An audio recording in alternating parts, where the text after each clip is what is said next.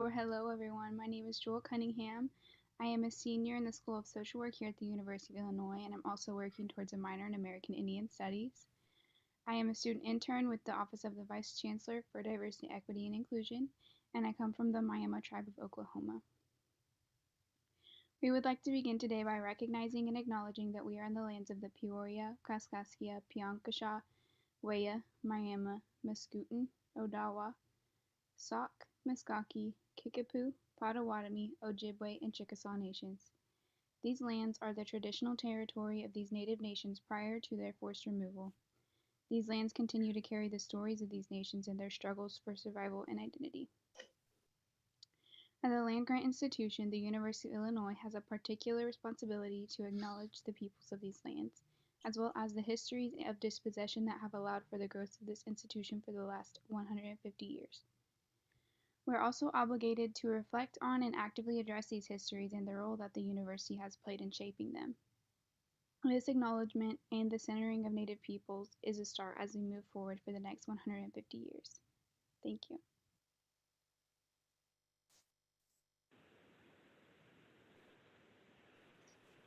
Thank you, Jewel. Hi, everyone. Welcome, and thank you all for coming to tonight's wonderful keynote event. My name is Evelyn Krasnick, and I'm the president of Interfaith in Action, which is a student organization in UIUC that works to bring together students of different faith backgrounds and philosophical beliefs through dialogues which foster the building of empathy. I'm now a senior, but I got involved with Interfaith in Action during my first semester on campus.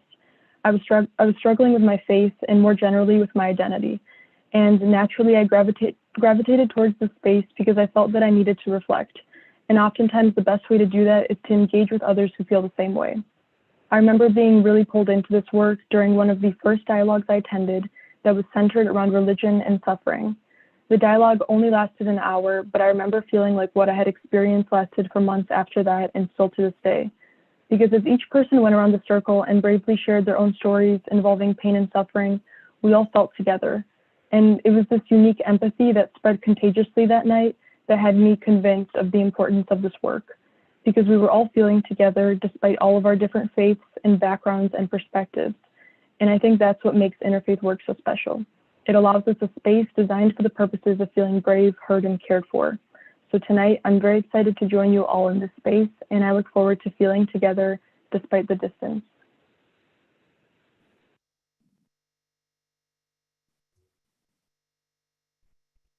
Good evening, everyone, and welcome. I'm Shauna Patterson-Stevens, she, her, hers, Associate Vice Chancellor for Student Affairs, and it gives me great pleasure to see the 10th Annual Illinois Interfaith Conference begin tonight with an exciting keynote from Valerie Carr. Valerie is a remarkable civil rights activist, and we have a great deal to learn from her. As a lawyer and filmmaker, as well as innovator, Valerie has fought for and won wide-sweeping policy change geared towards addressing hate crimes, immigration detention, racial profiling, and solitary confinement. She truly exemplifies what it means to be a civil rights activist, and I'm looking forward to hearing Valerie's workshop on her Revolutionary Love project. This program's focus on racial justice and interfaith engagement couldn't come at a more critical time. Racial injustice is tightly woven within the tapestry of the United States, though its strands and frayed edges have increasingly moved to the forefront of our consciousness with advances in technology and media. This conference and its workshops position us to explore racial justice through interfaith cooperation in practical ways. And it's my hope this year that the Illinois Interfaith Conference instills a sense of community while championing social justice amongst all participants. Thank you again for sharing space with us. I hope you truly enjoy a fruitful conference and experience the ability to operationalize lessons learned in an effort to create a more equitable world. Thank you again.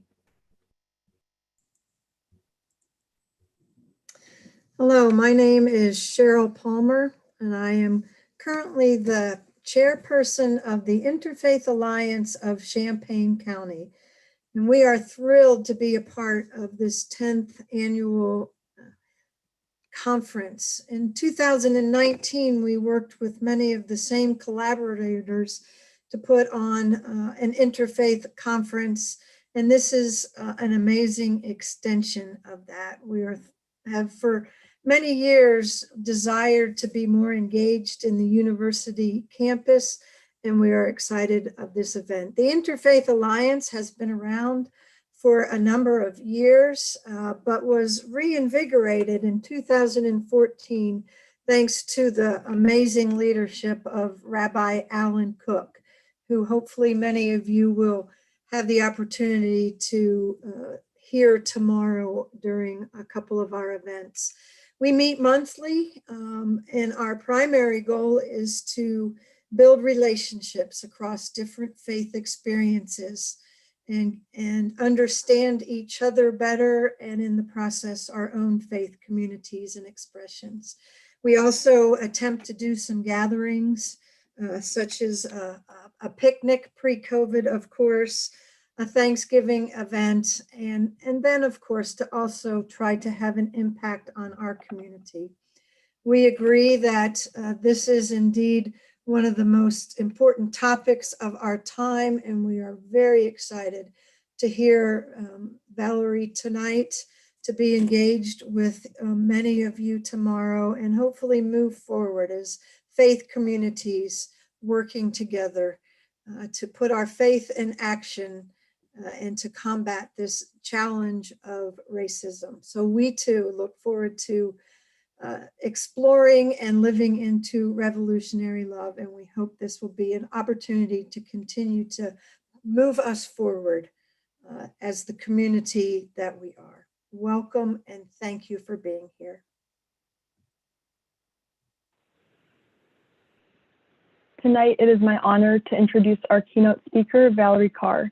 Valerie Carr is a seasoned civil rights activist and celebrated prophetic voice at the forefront of progressive change, and she has been labeled a standout figure in the world of interfaith organizing and activism by the Center for American Progress.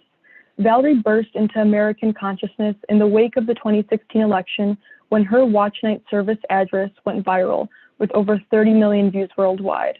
Her question, "Is this the darkness of the tomb or the darkness of the womb?" reframes the political moment and became a mantra for people fighting for change. Valerie now leads the Revolutionary Love Project to reclaim love as a force for justice in America. As a lawyer, filmmaker, and innovator, she has won policy change on multiple fronts: hate crimes, racial profiling, immigration detention, solitary confinement, internet freedom, and more. She founded the Groundswell Movement, Faithful Internet, and the Yale Visual Law Project to inspire and equip new generations of advocates. Valerie has been a regular TV commentator on MSNBC and contributor to CNN, NPR, PBS, The Hill, Huffington Post, and The Washington Post. A daughter of Sikh farmers in California's heartland, Valerie earned degrees at Stanford University, Harvard Divinity School, and Yale Law School. Valerie's book, See No Stranger, a memoir and manifesto of revolutionary love, was released in 2020 and expands on her blockbuster TED Talk. And tonight we welcome her as our keynote speaker for the 10th Annual Illinois Interfaith Conference. Welcome, Valerie. Thank you for being here. And before I pass it off to you, I just want to quickly mention to everybody that's here that there is a Q&A box. So while Valerie is talking, please feel free to ask questions, and at the end we'll come back for a Q&A. Thank you. Welcome, Valerie. I'll pass it off to you now. Vaheguru Ji Ka Khalsa, Vaheguru Ji Ki Fateh. The beloved community belongs to divine oneness, and so does all that it achieves. Thank you so much, Evelyn. Thank you, Ross. Thank you, Cheryl. Thank you to the University of Illinois, and thank you to all of you tonight. I've been to your campus many times in the last few years, and I've come to know you through those campus visits. In fact, I've visited neighboring schools as well, and so every time I see students coming together on interfaith dialogue and interfaith service, I've become so inspired by you. I miss those visits. So I've been thinking a lot about you all the last year, how much you've had to go through in the last year, through the pandemic, through the assaults on our democracy, through the racial reckonings, and now, in the wake of the massacre in Atlanta, And in Colorado, just minutes before I joined you, I was bringing myself to be able to look at the faces and read the names of the 10 people who were most recently killed from gun violence. It's a lot, my loves. It's a lot to be awake to what's happening in the world around us, even as you are finding your voice in the world, finding your path in the world, figuring out what you want to major in and what you want to do with your college degree, what kind of life you want to live. And I just want to acknowledge that the fact that you are here tonight, willing to ask these questions around faith and race and justice and love, it's a testament to your courage just to be here. I invite you to arrive with all of you. All of you is welcome in this moment. If you are carrying grief in your body, it's okay to let yourself feel it, to let yourself bring it. If you are carrying rage in your body, your rage is welcome here. Honor your rage. Your rage carries information and energy, teaches Audre Lorde. And so we'll be talking tonight about what to do with our rage. If you are carrying fatigue in your body, oh, I'm right there with you. It's okay to be tired. And if that means that some parts of you are numb, that's okay too. You know, I spent a lot of time in college and in the years since just feeling breathless. Every time I oriented to what was happening in the world around me, I always thought that my breathlessness was a sign of my weakness. Until a friend, a mentor said, no.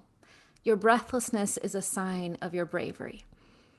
It means that you are awake to what's happening in the world around us. We are living through an unprecedented era. An era that I call transition. An old world is dying. The old way of being no longer works. A new world is wanting to be born. A new America is wanting to be born. A new world is wanting to be born. And we are the ones who get to decide how we show up to the labor. So I'll be talking a lot tonight about why I believe revolutionary love is the call of our times.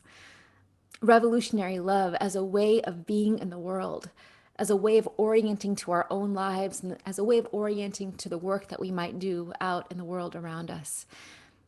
And when I talk about love, I'll be talking a lot about how I draw inspiration from faith traditions, but the way that I talk about love is a wellspring from which all of us can drink. So whether you are a person of faith or a humanist or a secularist or seeking, this conversation is for you. So tonight, before we go there, I'll be telling you my story about how I came to revolutionary love and what I mean by revolutionary love and how we can practice it. But before we do all that, I just want to begin with a deep breath. We'll spend just a few moments, if you will, just arriving fully. I invite you to place your feet on the earth.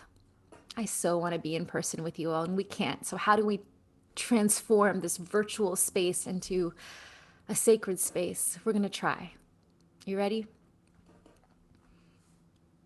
Go ahead and place your feet on the earth and notice the difference between holding your body up in front of the screen and just let the earth hold you up. You don't have to be any particular way in this moment. You just have to be as you are. So let the earth hold you up. And you can close your eyes or lower your eyes as you take a deep breath with me. Let it come. Let it go. Good. One more time. Let it come.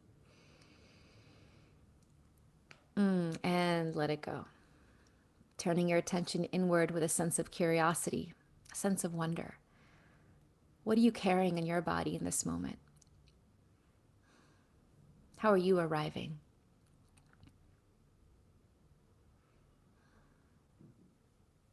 What question led you here?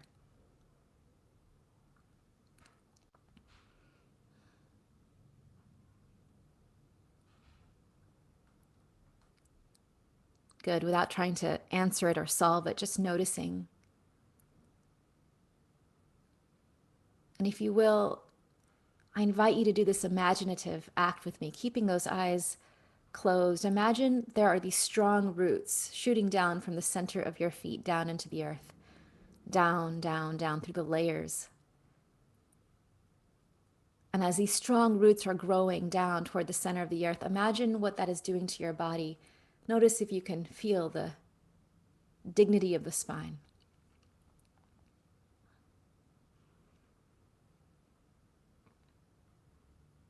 Good. I invite you to imagine now those roots turning horizontally and reaching out for other roots. Imagine those roots are finding my roots now, and they're entangling.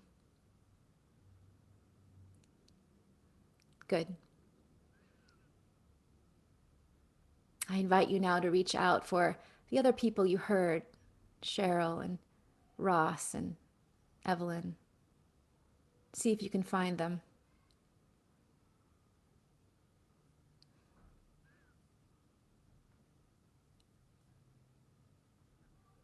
There, good. And now imagine those roots are spreading on all sides of you, finding the 100 other people or so on the call in this moment, live. We're all on this earth together in this moment. Imagine those roots entangling, creating a matrix beneath the earth.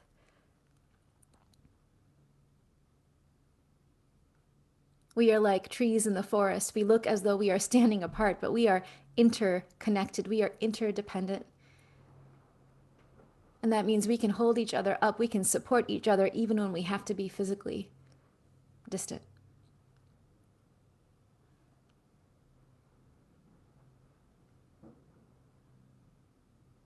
Good. Keeping your imagination now on those roots beneath the earth, I invite you to notice now what's happening in your body. And if you notice any change, even if it's subtle, with how you're feeling inside.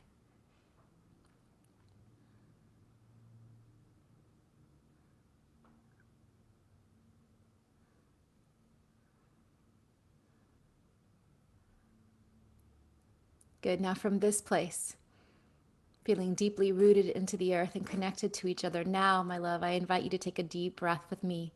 And this time, as you take the breath, imagine that you're pulling the breath from those roots, letting it fill those parts of your body that are hurting, that need it. Are you ready? Let it come. And let it go.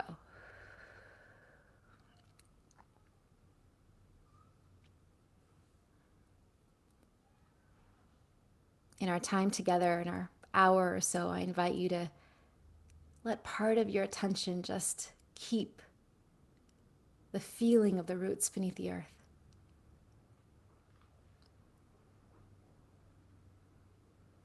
And you can slowly open your eyes. You can let your fingers unfurl. You can stretch.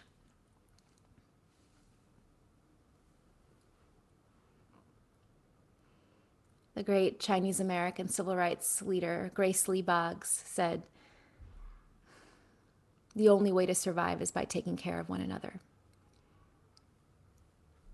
So in this hour or so, that's what we're going to do. We're going to take care of each other.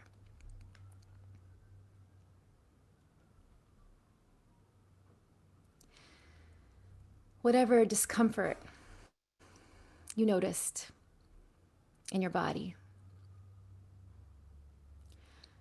whatever breathlessness,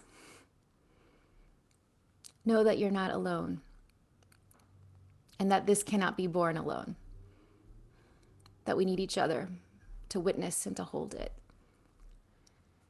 And that's because I believe that what we have lived through the last few years, the forces of white supremacy in this country, tyranny, patriarchy, violence, the deep inequities, the assaults on our democracy, what we have witnessed in our country, those forces aren't going away now that we have a new administration and the pandemic is slowly starting to lift. And that's because this era of transition that we're in, I believe this era of transition will last 25 years. And here's why. Within 25 years, the number of people of color in the United States will exceed the number of white people for the first time since colonization. We are at a crossroads as a country. Will we continue to teeter on the brink of a kind of civil war? More images like we saw on January 6th, more massacres at the hands of white supremacists. Will we continue to witness this kind of power struggle with those who would want to return America to a past where only a certain class of white people hold dominion? Or will we begin to birth a nation that has never been? A nation made up of other nations. A nation that is truly multiracial, multi-faith, multicultural, multi-gendered. A multiracial democracy like ours has never existed in the course of human history. Imagine giving birth finally to a nation where we protect the dignity and the wellness of every single human being.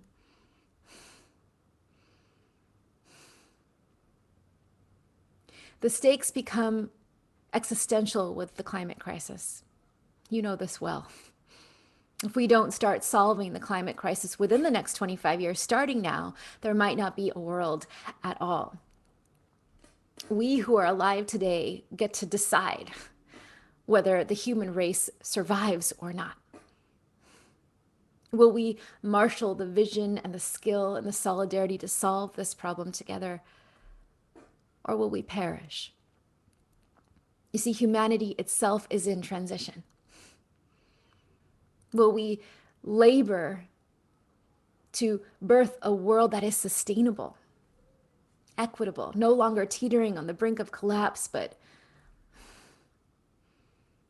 a world that makes it possible to think 7 generations down the line? Is this? The future is dark. Is this the darkness of the tomb or the darkness of the womb? You see, in birthing labor, transition is the name that we give to the final stage of labor. It is the most painful and dangerous stage. It feels like dying. It's breathless. Yet it's precisely in transition that we begin to see glimpses of what is wanting to be born. And I see it. I see it now. As treacherous as these years have been, as painful as sometimes, some days I feel like I can taste the ash in my mouth, right? The darkness of the tomb. Even so, I have seen glimpses of the world that is wanting to be. Every time I see you, young people, students in particular, standing up in acts of solidarity that I have never witnessed before. I saw it last summer when, walls of white people standing in front of black people, kneeling in the street in front of an army of police officers, those kinds of images of multiracial solidarity we had never seen before. So sure, it felt like 1968, it felt like 1992, but this was different. I've seen it in the last week. The massacre in Atlanta, the last time Asian Americans were massacred on that scale was in Oak Creek, Wisconsin in 2012, when it was Sikh Americans, my community, bleeding on the floor of the Gurdwara. No president came for us then. No vice president visited us. It took a massacre to get the nation to care about us, to even begin to pronounce Sikh American, to orient to us in the first place, to say that we even existed. And even then it wasn't enough. We couldn't get the country to talk about white supremacy in the country. We couldn't sustain attention long enough. In the last few days, in the wake of Atlanta, it felt like Oak Creek to me. It felt like Vincent Chin. It felt like Balbir Singh Sodhi. Yes, it was misogyny in the mix, but racialized misogyny, right? And so it felt like, oh, here we are, the trauma we're revisiting once again. And yet Yet I've seen in the last week what I had never seen before. People showing up to Chinatown, volunteering to walk the elderly home so that they would be safe. Black organizations and indigenous organizations and white accomplices posting to stop anti-Asian hate. The president naming white supremacy, the president and the vice president visiting Atlanta. That is progress. At least they're pulling us a little bit closer to recognition now.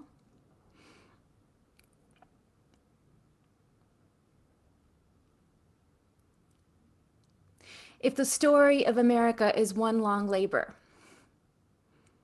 then progress in birthing labor is cyclical, not linear, it's cyclical. A series of expansions and contractions. And every turn through the cycle gets us a little bit closer to what is wanting to be born.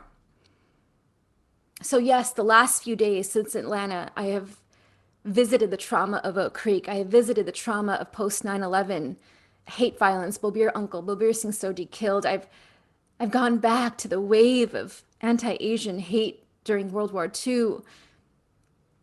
It feels like nothing has changed, and yet every turn through the cycle, every time people have stood up with us to see us as sisters and brothers, to call for justice and equality and liberation, it opens up a little bit more space for solidarity. This is progress. Here's the thing. I don't know how many more turns through the cycle it's going to take before we are seen as fully human. I don't know how many more turns through the cycle it will take for us to finally birth a nation where we are all safe and free. But I know I want to stay faithful to the labor. I want to play my part in the labor. I don't know if I'll live to see that nation that I dream. Grace Lee Boggs, 100 years old, never lived to see the nation that she dreamt, but she stayed in the labor until she was 100. I want to be like her. I want you to be like her. I want us to last. So the question is how? How do we labor when the labor feels endless? How do we show up to play our role?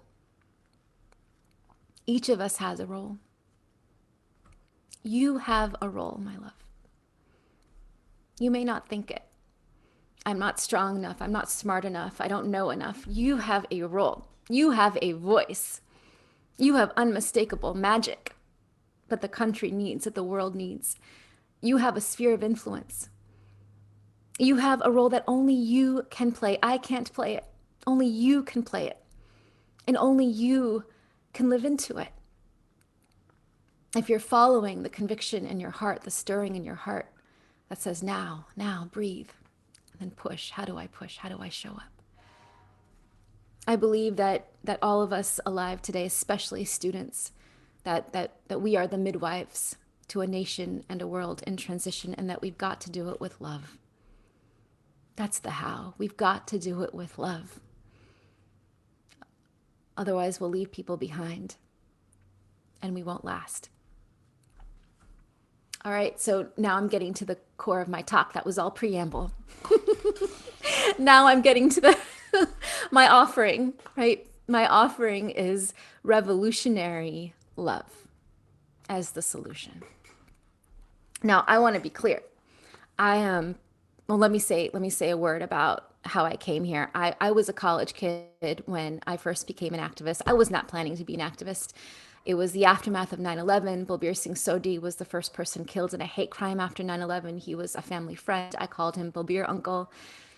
I was going to be an academic. I was going to teach religion, and instead I found myself with my camera in a car crossing the country trying to tell his story, trying to tell our story. This was 20 years ago. This was before social media, before YouTube, before we had any channels to tell our stories. No one even knew that we were being killed, being attacked. That decision shaped the rest of my life. The 20 years since then, I've gone from community to community, struggle to struggle. I've worked on racial profiling and immigration and digital freedom and hate violence all along, and sort of amassed this toolkit. Like, okay, I'm a lawyer now, I'm a filmmaker now, I'm an organizer now, I'm a faith leader now, all thinking if I just had enough tools and it was, my lawsuit or my film or my campaign that would make the difference. And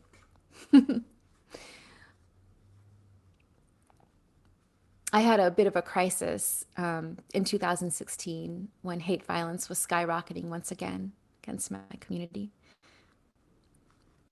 I had just become a new mother, and I was looking at my baby boy thinking, what was it all for?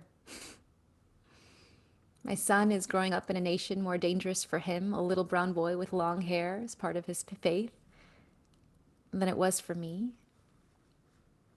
I didn't think I was going to last. And I received a gift that few women who are mothers or activists are ever given. I was given time off, a room of my own. I took my family to the rainforest in Central America, and the rainforest was warm and wet and safe and generative. It was like a womb, like I was in the womb of the earth. And there in the rainforest, I began to pour through the stories of my life and all my struggles. I've lived through police brutality and hate violence and sexual assault. And I've worked with communities that have struggled to find courage in the face of solitary confinement or profiling or detention or surveillance or torture. And so I was pouring through all of these stories and going back through wisdom traditions, right, my own and others. And I was looking for patterns, looking for the answer. And I began to see these patterns for how our ancestors survived and stayed faithful to the labor. And the words just came from the page: love, revolutionary love. And I have to tell you, I wasn't pleased because, I'm a trained lawyer. So love, anytime someone stood up on a stage and said, love is the answer, I would roll my eyes. I would leave the room. Love? In the face of cycles of oppression, in the face of histories of white supremacy in this country, love? You think love is going to dismantle that? Thoughts and prayers, civility. Love is a rush of feeling. I had to reckon there in the rainforest. The problem was never with love. The problem was the way we talk about love in this country. We talk about love as if it's this rush of emotion, something that happens to us, something that ebbs and flows. We fall in love, and everyone should have the experience of falling in love. But if that is our only definition of what it means to love, then we are lost. No, I think when I think about my closest relationships, think about your closest relationships, your parents, your friends, your family, your students, your children, the children in your life. Those relationships are sustained by ongoing care. It's what we do with and for each other. So I began to redefine love as sweet labor. Love is more than a rush of feeling. Love is sweet labor, fierce, bloody, imperfect, life-giving, a choice we make again and again and again. And if love is labor, if love is something that we do, then love contains all of our emotions, right? Joy is the gift of love. Grief is the price of love. Anger, rage is the force that protects that which we love. We need to harness all of our emotions when we are loving each other well. So what happens when we direct a little bit of that kind of love, that kind of care outside our immediate circle? What does it mean to love without limit? To love beyond what evolution requires? That's when love becomes revolutionary. I define revolutionary love as the choice to labor for others, for our opponents, and for ourselves. If love is labor, love can be taught, love can be modeled, and love can be practiced. So there in the rainforest, I reached out and found a team of research scholars to help me back these practices with the science of human behavior. And we identified 10 core practices that I call practices of revolutionary love. I imagine them as a compass, which I'll show you later on, just as a tool for us. And I thought if we can practice revolutionary love, if we can make love a conscious practice, then we can start to build beloved community where we are. The reason I believe revolutionary love is the call of our times is because sound government, we need sound government. We need strong and just policies, but government alone will not transition us into a place where we are all safe and free. No, we need a shift in culture, a shift in culture and consciousness. We need a revolution of the heart. That is block by block work. That is heart to heart work. That is our work where we are. We can build beloved community where we are. And this call to love, the way that you're hearing me describe it, you know that it's not new. I'm introducing this as like, here's a new framework, but really this is ancient stuff. So many of you who are students of faith, when did you first hear the call to love? In your songs and your scriptures as a kid? I remember, my grandfather, Papaji, was the one who helped raise me, and he would always tell me stories of Guru Nanak, the first teacher of the Sikh faith.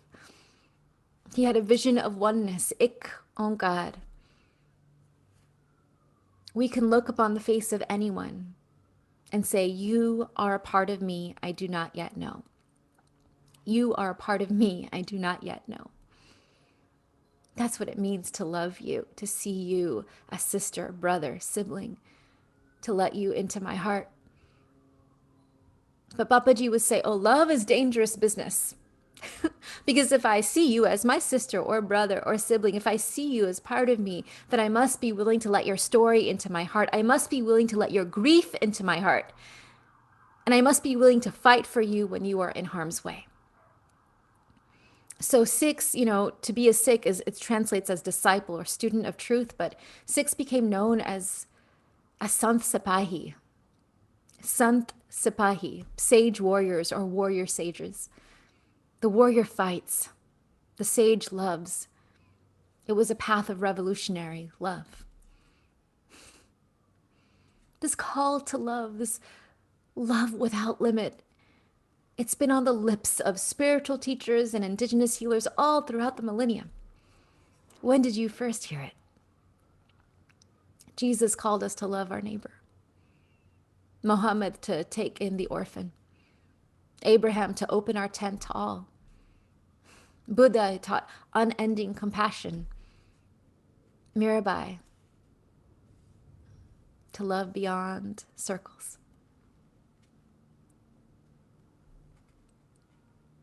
All of them expanded the circle of who counts as one of us to include every single one of us, to include all of us.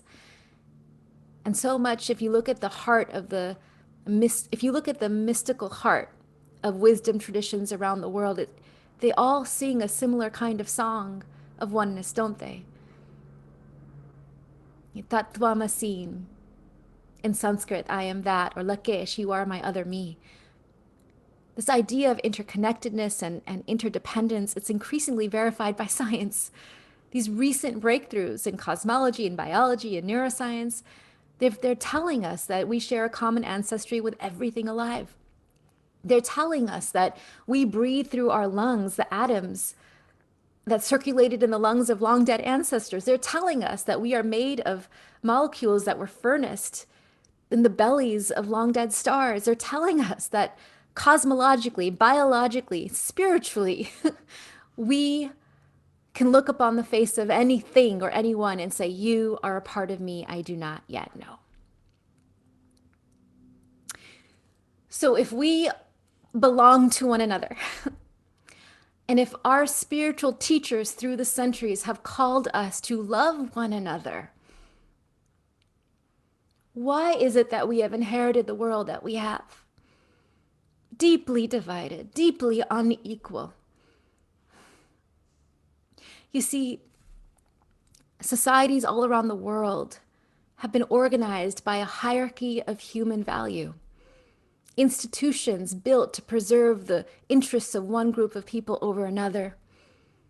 Here in the US, the oldest and most enduring hierarchy of human value has been white supremacy, has been the idea that whiteness is normal, good, default, and all the rest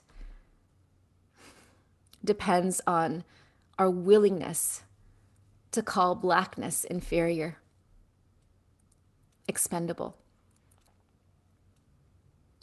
That lie, that story of white supremacy has been built into our institutions, into our policies, into our laws, into the very air that we breathe, the stories that we tell, and we're just now beginning to really confront it, reckon with it, struggle to try to undo it, to try to become anti-racist. I believe that it is time for those of us who reject all hierarchies of human value to take up this call to love and to step into these institutions, to reform them, reimagine them, or dismantle and replace them. This is why I believe each of you have a role.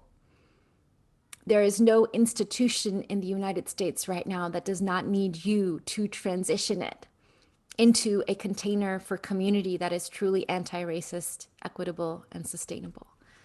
And when I say institution, I mean not only our criminal justice system or our policing system, I mean every school, every university, every campus, every house of worship, every workplace, every industry, every home. Each of us can play a role to transition the spaces that we are in to become containers for a beloved community. And when we do that, we are just making good on this call to love that has come down to us through the centuries. And so my offering to you, my intervention is to take all of that and to say, okay, but how? How do we practice revolutionary love? How do we do this as a conscious collective practice where we are, no matter who we are? This is where I want to introduce you to the framework. I wrote about this framework in my book, in See No Stranger, but it's also a framework that you can access without reading the book. It's taking these 10 core practices and putting them on a kind of compass. But I'm going to introduce you to it before I show it to you, so you can just listen for a beat longer. There are 3 orientations I want to introduce you to. So revolutionary love, the choice to love others, our opponents, and ourselves, right? How do we practice loving others? I call that practice See No Stranger. The vision of Guru Nanak, Nako Bedi Nehi Bagana. Nako Bedi Nehi Bagana. I see no enemy, I see no stranger. You see, we can train our eye to see differently. We can undo what has been done to us by training our eye to see all others as sister, brother, sibling. The primary practice in See No Stranger is wonder. To wonder about another is to acknowledge that they are as vast and infinite to themselves as we are to ourselves. To wonder about one another is to open ourselves to their story, to who they are, to who we might be to them. And once we wonder about another, then empathy to feel as another, compassion to feel for another, that can follow. So the primary act of loving another is wondering about them first. And I really think that when you think about your closest relationships, when I think about my son and my daughter, my son is 6 and my daughter is 2, I have to wonder about them every single day in order to know how to care for them, in order to know how to labor for them. right? When you think about your closest relationships, you're wondering about your spouses, you're wondering about your friends. What do they need? What do they want? How are they? And by wondering about them, that opens you up to an orientation of humility, surrender, to be able to listen, to hear, to take in their grief, their struggle, their pain, and then to be able to fight for them when they are in harm's way in the ways that you can show up for them. So the practice of seeing no stranger, it's revolutionary because what if we saw Breonna Taylor as our own sister? What if you saw migrant child in a cage at the border as your own daughter? What if you saw George Floyd as your brother? What if you saw the Asian women killed in Atlanta as your own aunties, your own sisters? What would you do? How would you respond? What would you risk? How would you show up in the fight? This is why this kind of love without limit has always been disruptive to the status quo. Demagogues and institutions of power have long depended on the failure of our imagination, the failure to let in all others as a part of us. So seeing no stranger, practicing that as a way of being in the world is inherently anti-racist. There's no other way to be than anti-racist when you're orienting to your life with a kind of revolutionary love. But you may ask, okay, that's how you love others, but how about, do you mean all others? What about the gunman?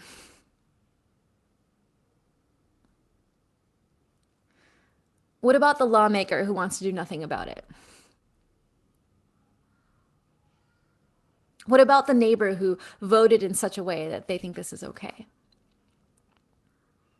What about the people who have hurt me in my life? They're monsters, aren't they?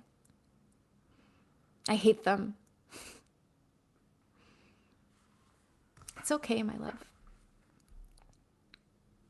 It's okay to feel that. And what I want to tell you very gently is that there are no such thing as monsters in this world. Only human beings who are wounded, who do what they do out of their own insecurity, blindness, fear, greed. That doesn't make them any less dangerous. But when we see them for who they are, not evil, not one-dimensional monsters, when we see them as frail human beings, then they no longer have power over us. We can begin to see their wound. And if we can see their wound, if we can tend to their wound, then we can gather information about the cultures that radicalize them and the institutions that authorize them, that put the guns in their hands, that fuel misinformation, that compel their basest instincts, that allow them to act on their deeply racist impulses, that justify it. You see, when I say love thy enemy, when I ask you to tend the wound, it's not just a moral act. It is a strategic act. It's how we become smarter advocates. In all my life as a civil rights activist, a lawyer, anytime I worked on campaigns to unseat bad actors, we put people behind bars. I worked on an entire campaign against a corrupt police department in Connecticut, and we put 4 police officers behind bars. We have to hold people accountable and make sure they don't continue to harm others. And anytime we focus just on bad actors, we never changed very much. Anytime we focused on institutions, the police department as a whole, the prison as a whole, the piece of legislation as a whole, that's when we began to see lasting change, incremental but lasting change. So I ask you to tend the wound because I think it allows us to hold up a picture of a future that frees everyone, even those who are our opponents. My book, See No Stranger, is filled with stories of sitting with white supremacists and prison guards and soldiers and my own former abusers. And every time I want to hate them, I ask myself, am I safe enough to listen to them? And if I'm safe enough emotionally and physically, I keep listening. And beneath the slogans and the sound bites, it always happens. I see them. I hear their story. I see their wound. And it gives me information. It gives me information for what to do next. I sat with Bobir Uncle's murderer 15 years after the murder. And in sitting with him, I meet with him now every few weeks in prison, and sitting with him and listening to him, I'm understanding that white nationalist rage, that so much of it is a symptom of unresolved grief. They are grieving the illusion that this nation belonged just to them in the first place. It's not justified grief. I don't agree with it. I rail against it. And yet someone has to tend to it. Someone has to help them grieve. Millions of people who are learning how to be a minority in this country. Otherwise, we'll just keep on. We'll just keep on. How do we take all of us across the threshold, or at least as many of us as we can? But here's the thing. It took me 15 years to reach out to my uncle's murderer. 15 years of grieving and raging. It's okay for it to take time. When I talk about revolutionary love as loving others, opponents, and ourselves, each of us has a different role in the labor at any given time. So if you are someone who has a knee on your neck right now, it is not necessarily your role to look up at your opponent and try to wonder about them or love them or forgive them. No, my love, your role is to stay alive. Your role is to take the next breath. That is your revolutionary act. To love yourself well enough to last. Give others permission to do that work. And if you are someone who is safe enough by virtue of your race or your faith or your privilege to be able to tend to those kinds of opponents, maybe they are your neighbors, your family, your relatives, your friends, and we need you now. We need you in that labor, and it is hard labor. It's difficult labor. But we need you to stay in relationship with those people. For you never know, it might take a year, it might take 10, it might take 15, it might never happen. But staying in relationship leaves open the unimaginable possibility of transformation and reconciliation. I've seen it in my own life when I thought it was impossible. And that's why I believe that even the declaration of loving one's opponents, tending the wound, even the aspiration is revolutionary enough. It's affirming that every person is a person. That work is long and that work is hard. And so that leaves me with number 3. So number 1, loving others, see no stranger. Number 2, loving our opponents, tend the wound. Number 3, how to love ourselves. You see, social reformers through history, from Gandhi to Mandela, to King, they talked a lot about how to love others, how to love our opponents. They didn't teach us at length about how to love ourselves. This is the feminist intervention. This is Black women like Audre Lorde, Bell Hooks. They declare that loving myself is not a form of self-indulgence, but a form of political warfare. You see, for too long have movements for justice been fought on the backs of women, on the backs of women of color, and we're saying no more. Just as we pour our labor out there, we have to pour our labor in here. Too many of us live in societies that try to choke the breath from us, that don't give us permission to feel our rage, to feel our grief. The way that we love ourselves well is allowing ourselves to breathe, to take breath into our bodies. How are you breathing today? How are you breathing today? Who are you breathing with? Do you breathe through music or meditation or poetry or prayer, or resting through art, through dance, through being in the woods or walking along the sea, or looking at the stars at night? What gives breath to your body? How do you protect that before you make the next push? This is the key to longevity, is that the midwife doesn't say breathe once and push the rest of the way. No, she says breathe and then push and then breathe again, right? There's a rhythm, a cadence to sustain resilience and longevity in any long labor. And the labor to make this world a more just and beautiful place is a long labor. We need to last, right? 100 years old, all of us, right? So how do we last decades, no matter who we are? You don't have to be professional activists, whether you are filmmakers or journalists or scientists or teachers or business leaders or innovators, whoever you are, all of us have a role where we are, right? So how do we stay awake enough, stay resourced enough, stay nourished enough to last in that labor, breathe and push, and then breathe again? So revolutionary love is the choice to labor for others, our opponents, and ourselves. At any given season in our life, we need one more than the other. So what form of love is calling you right now? Are you someone who's like, yeah, I need to love on myself well now. I need to figure out how to do that, right? Are you someone who's like, no, I'm ready to love others. I'm ready to stand in solidarity. Are you someone who can think of a certain opponent or certain kinds of opponents in your life and think, yes, I am ready. I am ready to do that work of practicing the love ethic in relationship with them.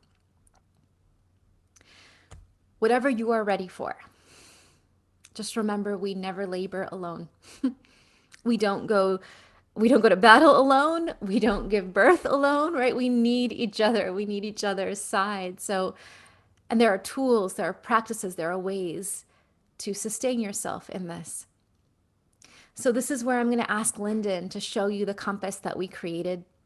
It's called the Revolutionary Love Compass. And if you are someone who is a visual learner, this might really benefit you. If you are someone who's like, no, I just need to let this stuff wash over me, then it's okay too. So only take this if it's useful to you. The Revolutionary Love Compass. So I'll just introduce it to you briefly, and I'll give you the website where you can explore it. Loving others. So you can point this compass at whoever's in front of you, right? How do you love others? That overall orientation is called See No Stranger. That first primal practice is called wonder. You are a part of me I do not yet know. That opens you up to grief. How do you grieve? What are the practices to grieve well with another? Remember, grieving, which we really need to do right now in community, is not about fixing it. It's just about bearing it. So how are you present to another person's grief? And know that every time people who had no obvious reason to love one another came together to grieve, they gave birth to new relationships, even revolutions. You see, grieving together gives you information for how to fight for one another. And that's that third practice, that we all have a role in fighting and standing up for one another. So what happens when the person in front of you is an opponent?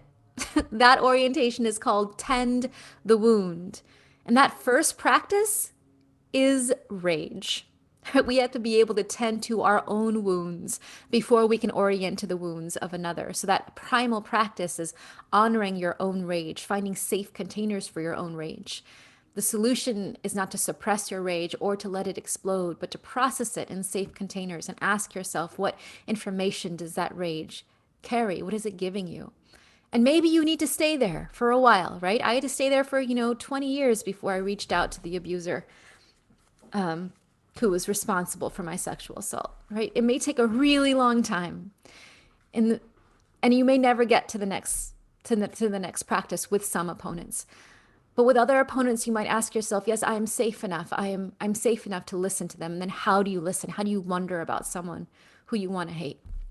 And there are tools for that, for how to listen for what is at stake, to listen for their story. And the goal of listening is not persuasion or changing them. No, it's understanding. And when you have listened enough to understand, then you gather that information to do the next practice, which is called reimagine. You can reimagine the context, the culture that allows that harm to happen. You can reimagine institutions in such a way that frees all of us. I tell so many of those stories in the book. This brings me to that third orientation. What happens when you turn the compass on yourself? That practice is called breathe and push. It begins with breath. How are you breathing each day? How are you pouring wellness into your own body? And then push. What ways are you ready to push yourself in your own process of healing? What are you ready for in terms of forgiveness or reconciliation or apology? We have tools for how you might imagine making that push to grow, to evolve. And finally, transition. Oh, transition are in those moments when you say, I can't, it's too hard. How do you summon the bravery to stay in the labor? What are the sources of bravery outside of you and inside of you to continue to show up to the labor in front of you, to transition yourself as you're transitioning the world around you? That is that practice. So loving others, loving opponents, loving ourselves, when we start to move with this compass, something remarkable happens. It becomes less a thought that we hold in our minds and more a way of moving through the world. And I have discovered that when I am orienting to my life with love, with revolutionary love, then my life feels joyful. You see, when I'm breathing and pushing and then breathing again, my labor becomes porous enough to let joy in. And I have come to believe that laboring for a more just and beautiful world with joy is the meaning of life.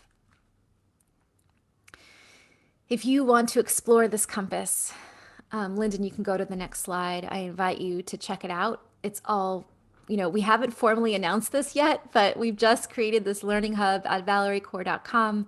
We'll be adding things to it as we go. There are videos and music and curriculum and teaching tools. There's all kinds of things, and we're continuing to grow. And then if you want to be in community and stay in community with us, with me, that's my handle right there on Instagram at ValerieKorr.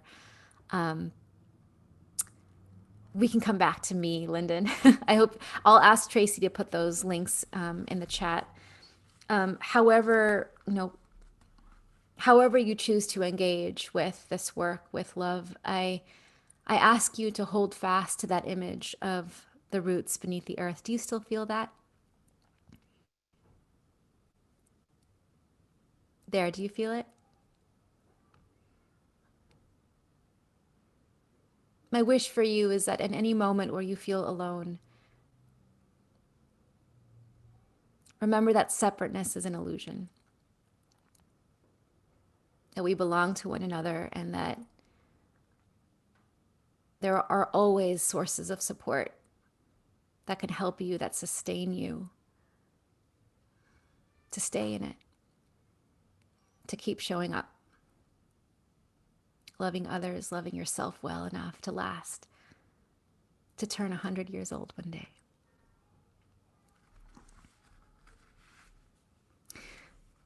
Thank you so much. I want to leave the rest of our time for Q&A. I really want to hear your questions, your comments, your thoughts. Ross and Evelyn.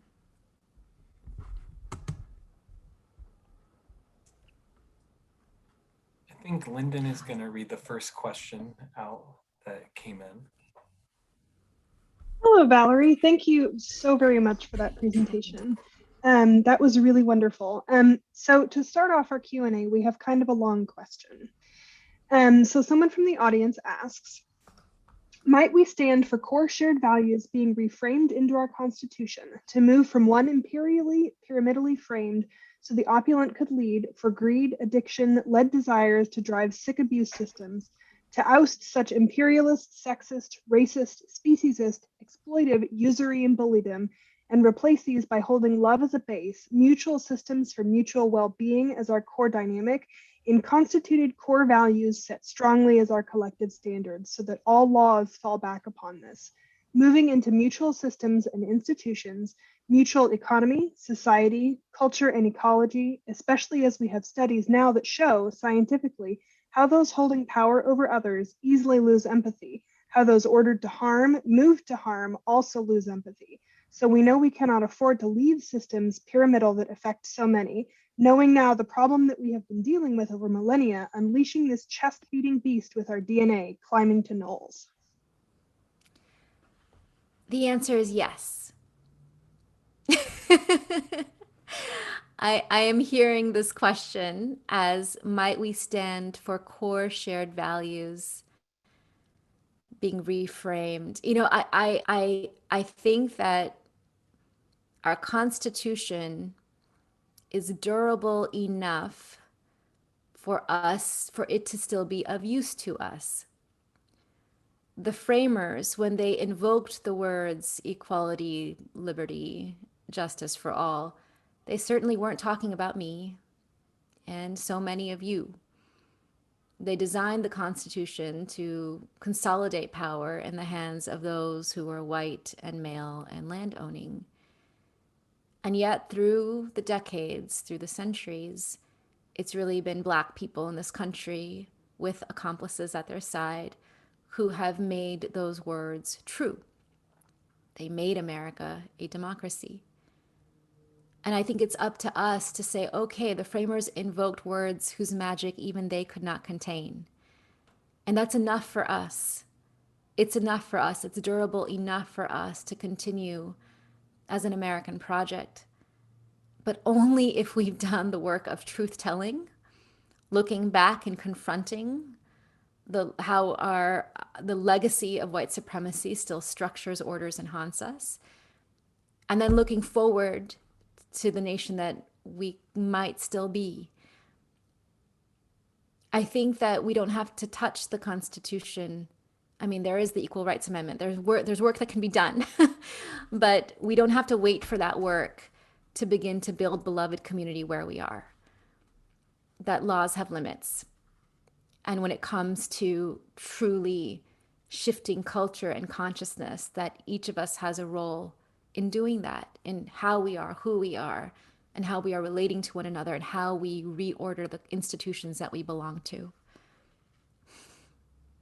I hope that answers your question. Thank you, Valerie.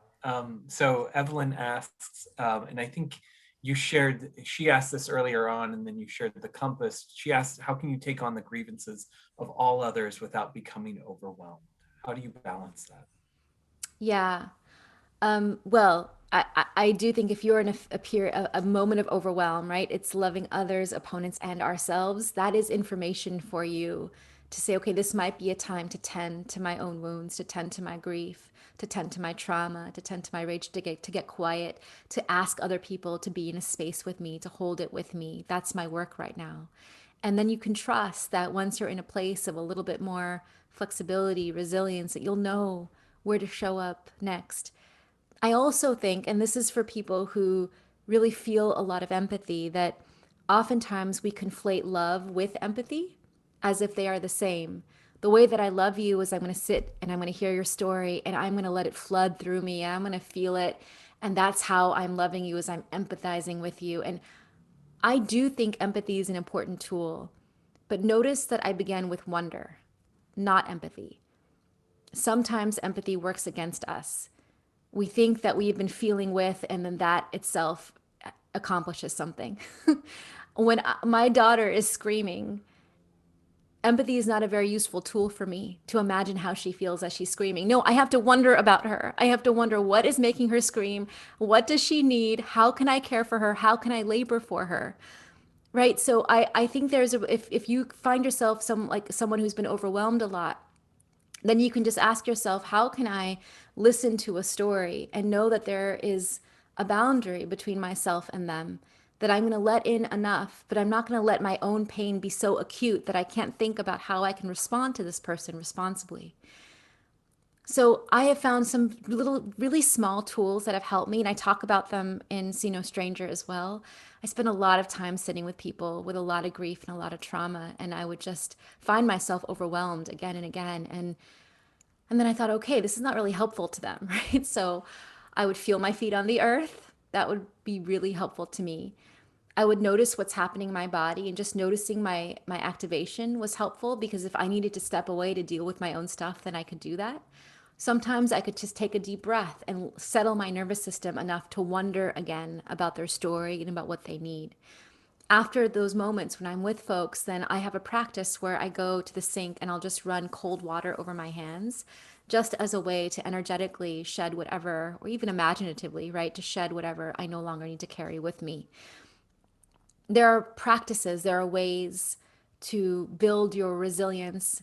But what I don't want it to do is for you to say, well, I'm not cut out for that. Well, Valerie could do that. Yeah, but I'm not as amazing as she is. Like, or I'm not as strong as she is. Or I'm not. What I want to tell you is that as soon as you put someone else on a pedestal, you drain them of any power that they have. You render someone like me powerless. As soon as we put King on a pedestal, as soon as we make him a saint, we are stripping away all power from him, because we're saying we can't be like him. We can't be like them. What they are inviting us to do, what I'm inviting you to do, is say, no, like you can do this. You can be this. It's in your body. It's in your blood. Love is our birthright. Loving each other well is our birthright. Grace Lee Boggs says the only way to survive is by taking care of one another. That's how we have survived as a human species. That's how we have survived as Black people, Indigenous people, people of color, women who have struggled, who have survived the impossible, is by taking care of one another. So you know how to do this. It's in your body, how to take care of yourself. Just remember that the heart is a muscle. The more you use it, the stronger it becomes. So treat this as a practice, right? But let there be breath between the pushes, right? So there might be a time in your life that you're ready to love others, ready to do that work. It might be a time when you need to really focus on yourself and getting really quiet and listening to your own deepest wisdom to tell you what you need to do and where you need to be at any given time for that longevity, for that resilience. That can be your guidepost. Thank you so much, Valerie. Our next question from the audience comes from Doug and says, see no stranger. How does this relate to the stranger danger that teaches our children to see all but a few adults to be feared? Is this a challenge to overcome as we help emerging adults in higher ed transition to not see no stranger? Yeah.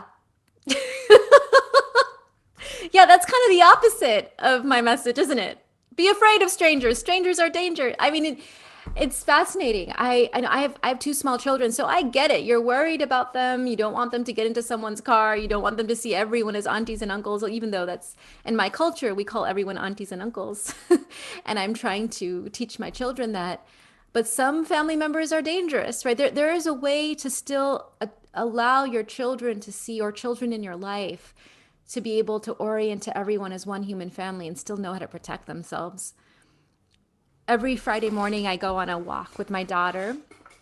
We have our own kind of special date, and we walk to the ocean and we pass different things along the way. And we have a song because I'm trying to train her to see differently, to see the world through the eyes of wonder. So the song goes like this: ants on a leaf, birds in the sky, sweet little bee, tree so high. Wonder baby says, wow, whoa, you're a part of me I don't yet know. We do this with everything: creatures, shells on the beach, people walking by, her own emotions. You're a part of me I do not yet know. And the thing is, I say I'm teaching her this, but really, she's teaching me. Children, and when we were children, we knew how to wonder. We knew how to wonder. That was the way we oriented to the world, was through wonder, exploration, humility, play. And for some of us, that wonder was nurtured and grown, and for others, it was shut down too early. But even if it was shut down for you, even if your childhood was not safe enough to wonder, maybe you can hold on to a little shred of a memory of, just watching the dust motes floating in the sunlight. That felt sense of wonder in your body. a sense of awe, a sense of opening, a sense of surrender. I think it's possible to hold on to that and still be able to navigate the world in such a way that you protect yourself. Sweet little bee. The bee might sting you, and she needs to know about the bee and know how to be safe around the bee, but she can still affirm the radical but clear truth that we are part of one another, that we belong to each other. So I think you're right that because so many of us were trained otherwise, that some of this work when we're in college that is about undoing what has been done to us. And truly, the biggest lie of stranger danger that we have taken into our minds has been the racial stereotypes in our landscape. Black is criminal, indigenous is savage, brown is illegal, on and on, Muslims, Sikh as terrorists. Like this is how stranger danger has come to reinforce and amplify white supremacy in the country.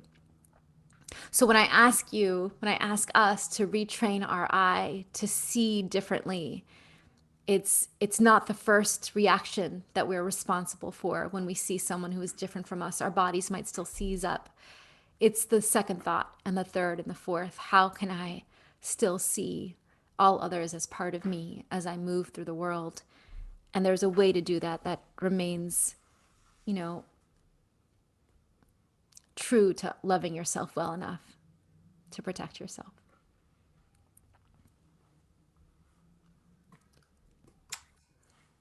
Valerie, thank you so much. We do have a few other questions, but I'm also paying attention to time, and I know that we. Do you think you have time for one more question, or should we wrap up with Sam? Yes. Yeah, I mean, the children haven't come through the door yet, so I'm with you until they do.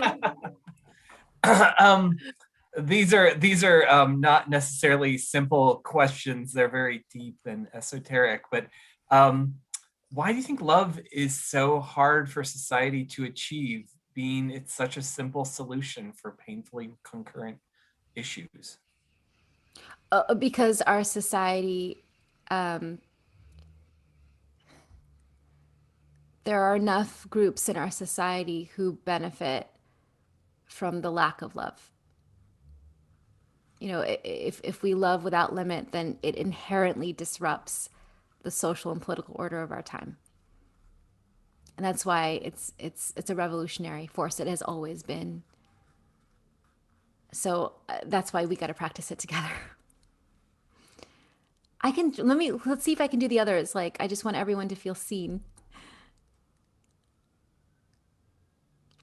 Maxine asked, in terms of civic religion and pluralism, both the US and the world, how do we engage with the framework with all minorities and religious, social, cultural systems working together, given that historical tensions that arise, which are at times difficult for us to overcome? Yeah, I think the framework, the revolutionary love framework, might be really useful here, because that practice, sometimes when I say opponents, I don't just mean the opponents that feel permanent, like our political opponents. Anyone can be an opponent at any given time, even people you consider part of your own group or your own organization, your own coalition. An opponent is anyone whose position opposes yours. And so sometimes my son is my opponent, right? He's throwing a tantrum. Like, what do I do? Well, I have to process my rage. My rage carries information. Okay, I want him to be safe. I'm not going to feel guilty about it. I'm going to process it.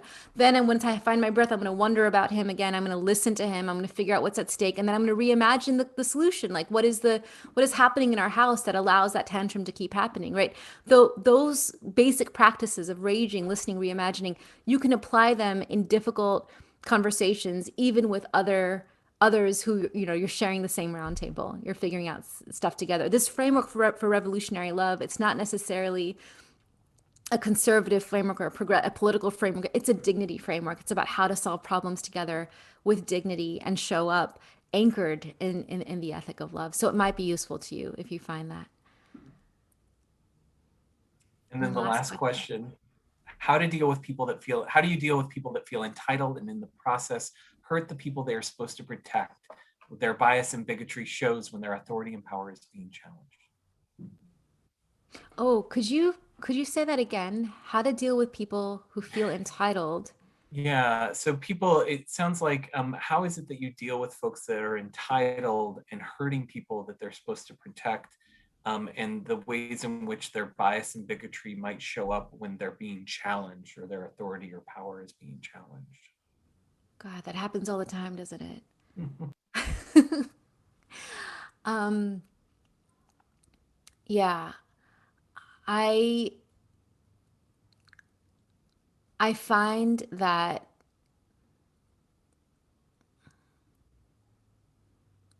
when people who are holding the reins of power in an institution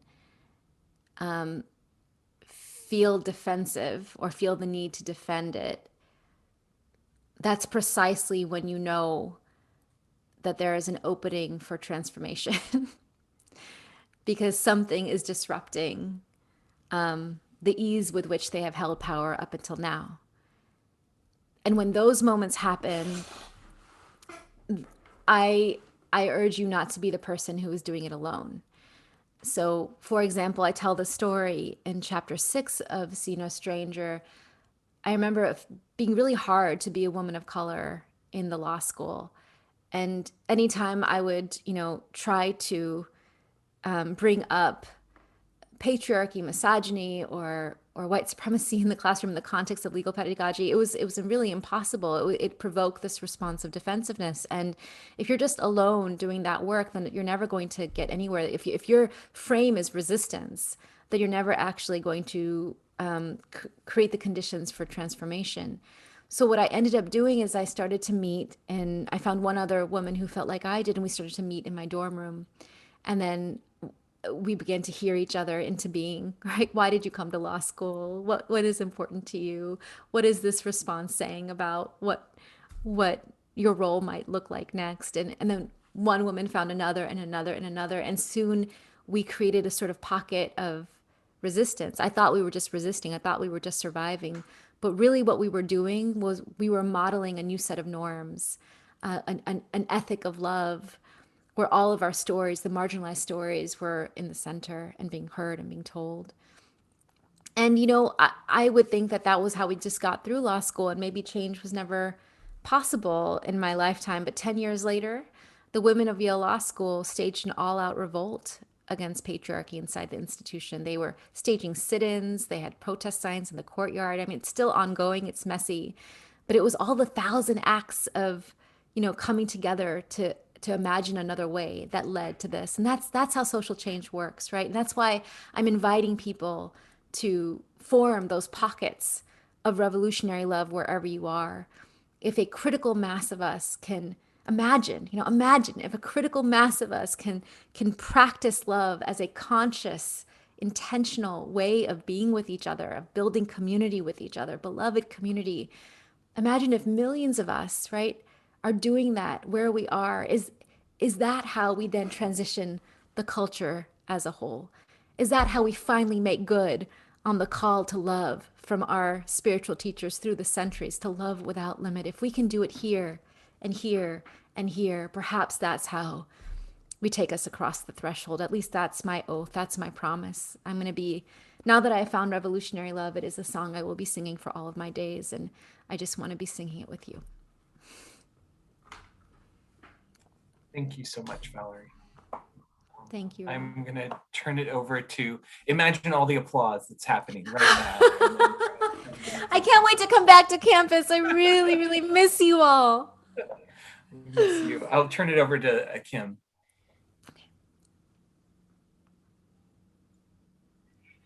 Oh, thank you. Thank you so very much, Ross, and thank you, Mrs. Valerie Carr. One could say that these words, they're always timely, but, I'm sure that we know, especially now, it's good to hear and to understand this message. It's good to see ourselves not as strangers, but, as part of one whole of a family. And it's true that this is the best path forward, to find true unity. I have a lot to think about, a lot to do in this regard, and I'd encourage all of us to meditate on this, this revolutionary wisdom, so that we can integrate it into how we think and talk about, or talk even across, borders of race, religion, gender, all manners of diversity. But yes, in closing, just some reminders and some things to remember. You can find out more about Ms. Kaur's work on her website, valerieguar.com.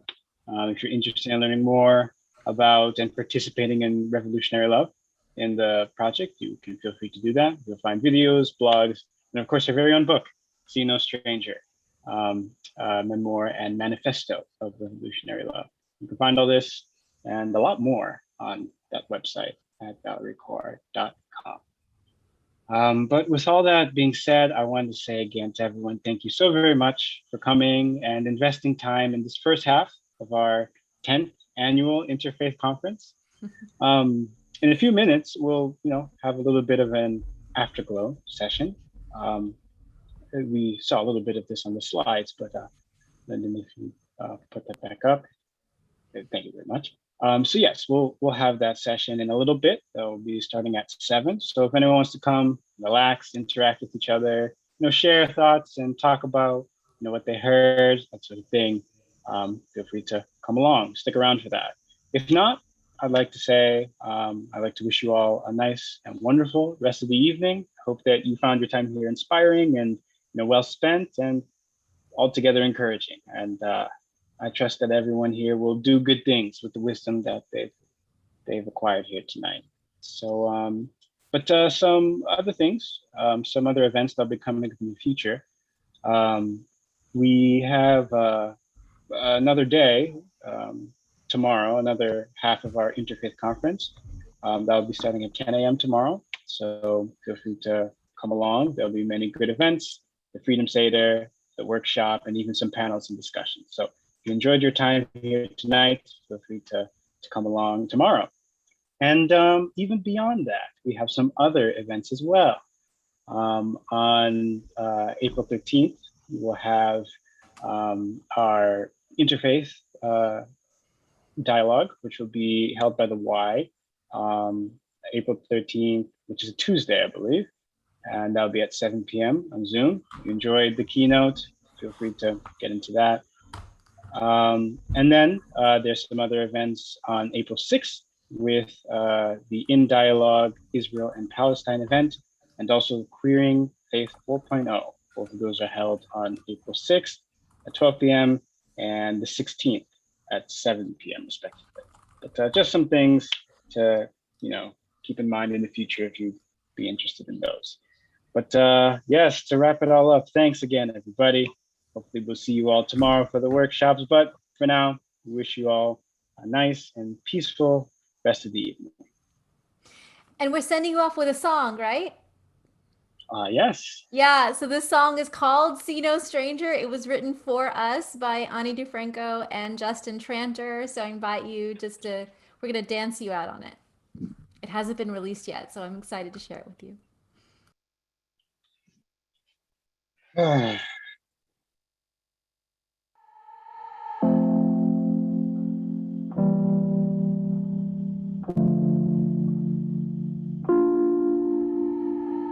See no stranger, let's break this thing open. And distance is danger, so I'll pull you close and see no monster, we all come here broken, but love can't unbreak us if it goes unspoken. See no stranger, not saying I'm a savior, but I'm here to show you that open is braver.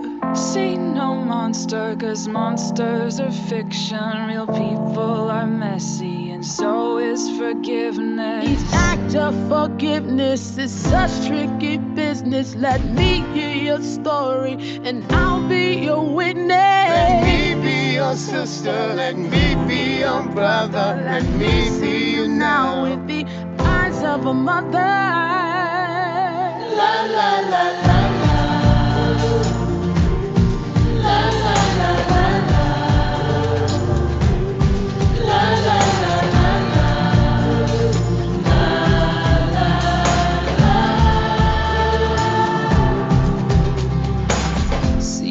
Monster, just more learned behavior. Under thick skin is something so tender. See no stranger, no typecast, no token. See all people as people in motion. There are no monsters, there are no strangers. There's just a shedding of armor. Each act of forgiveness is such tricky business. Let me hear your story and I'll be your witness. Let me be your sister, let me be your brother. Let me see now with the eyes of a mother. La la la la la. La la la la la.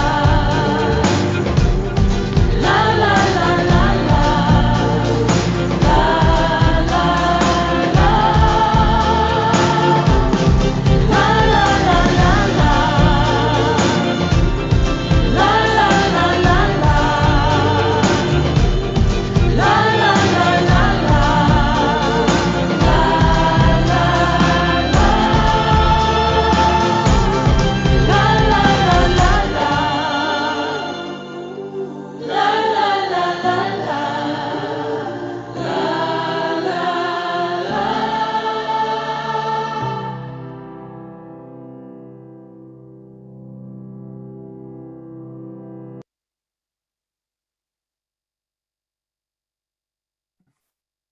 Thank you, everyone. We hope to see you at the Afterglow, or we'll see you tomorrow at the conference.